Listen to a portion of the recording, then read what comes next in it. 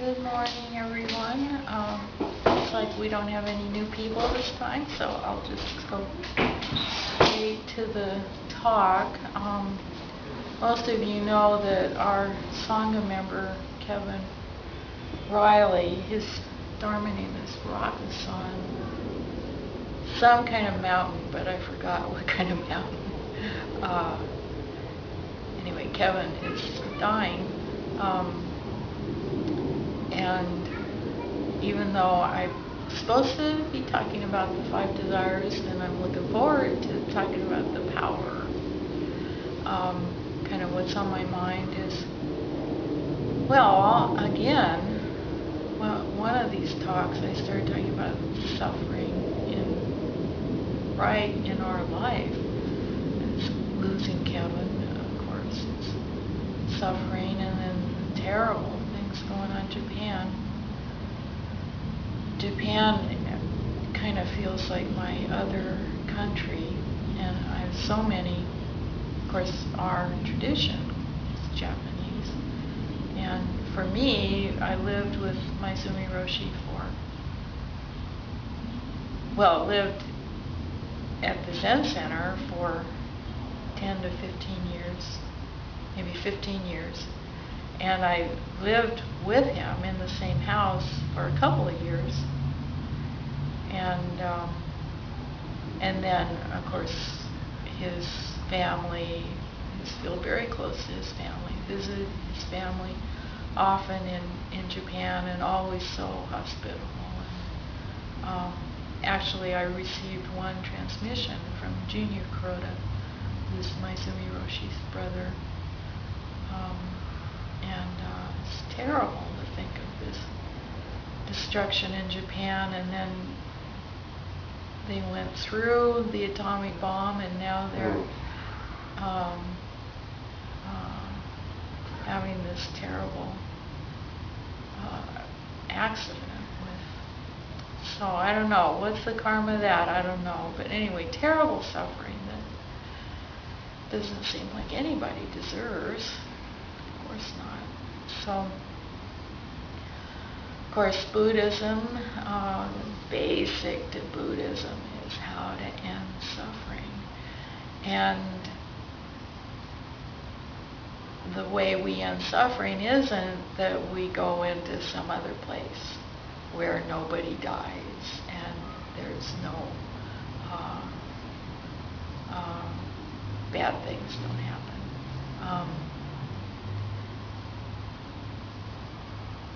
Exactly, at least that kind of idea of some kind of heaven where only wonderful things happen to me. That doesn't happen. Life is suffering. That's the first noble truth. We get sick, old, and die. And accidents happen. So our ending suffering, in a way, is going to another place where there's no death. But the change is that we shift our focus. We shift our focus from focusing on this little greedy, angry, ignorant thing that's called Seisen. Shift the focus from this to the big thing, the absolute, the oneness of all things, in which there is no death. We rise, we fall. Things change, but that absolute remains the same. So the way to end suffering is to shift our focus. And it's so hard because we really like our little greedy self. To let go of that, it's so hard. So anyway, I just thought I'd share with you when at the time of death, we read this, it's called the Yukogyo, which is the 8 awakenings of great beings, written by Dogen Zenji. And of course our tradition, our Soto tradition, Dogen Zenji is the founder of the Soto school in Japan.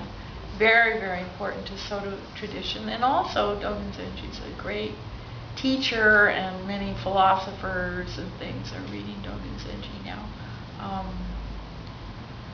This was written by Dogen Zenji, but what it is it's verbatim what the Buddha said, the last thing the Buddha said. The last sermon the Buddha taught before he died were these 8 awakenings. So when Buddha got enlightened, the first teaching was the Eightfold Path, the Four Noble Truths Eightfold Path. Then when he died, he's kind of changed it a little bit to the 8 awakenings. And then the last thing Dogen Zenji wrote before he died was just to verbatim say what Buddha said, which I love. That's the truth. It's not plagiarism, it's the truth. After all those years, still, this is how we see it. So I just thought I'd read it for you in honor of Rakusan.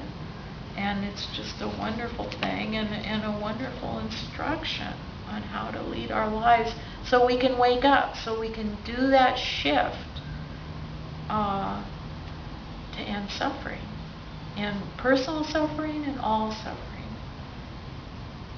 8 awakenings of great beings. All Buddhas are great beings. What great beings practice is called the 8 awakenings.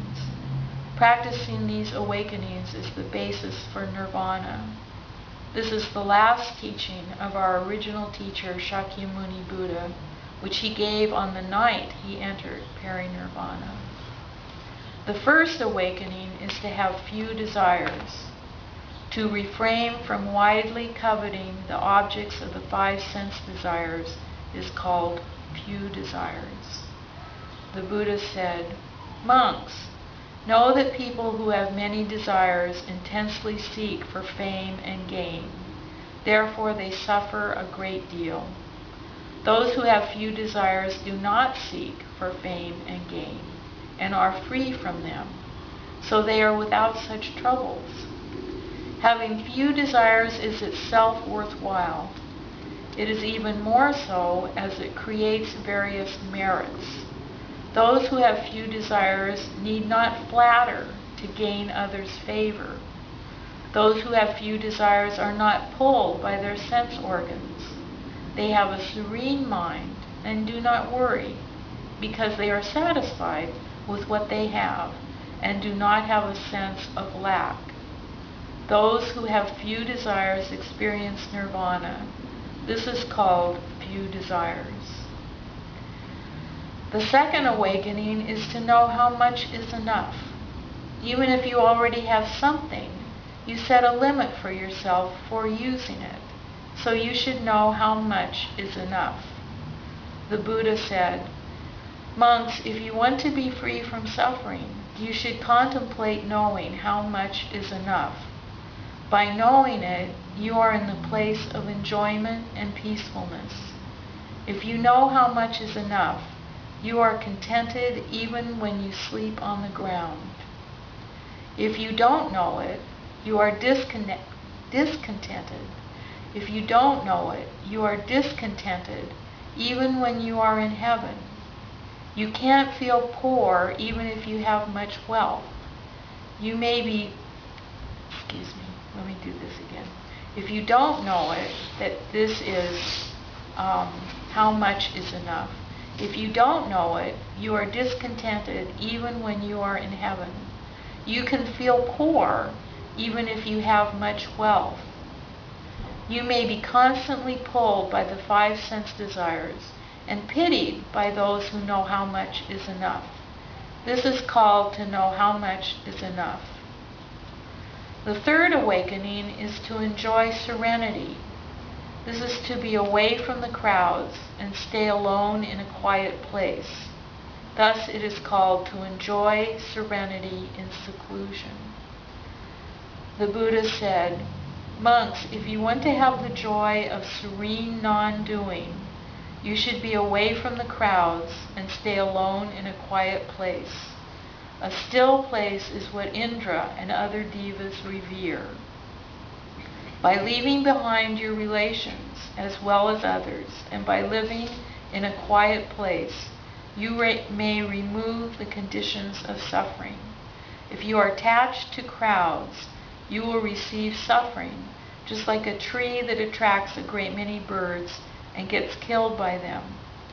If you are bound by worldly matters, you will drown in troubles, just like an old elephant who is stuck in a swamp and cannot get out of it. This is called to enjoy serenity and seclusion. The fourth awakening is diligent effort. It is to engage ceaselessly in wholesome practices. That is why it is called diligent effort. It is refinement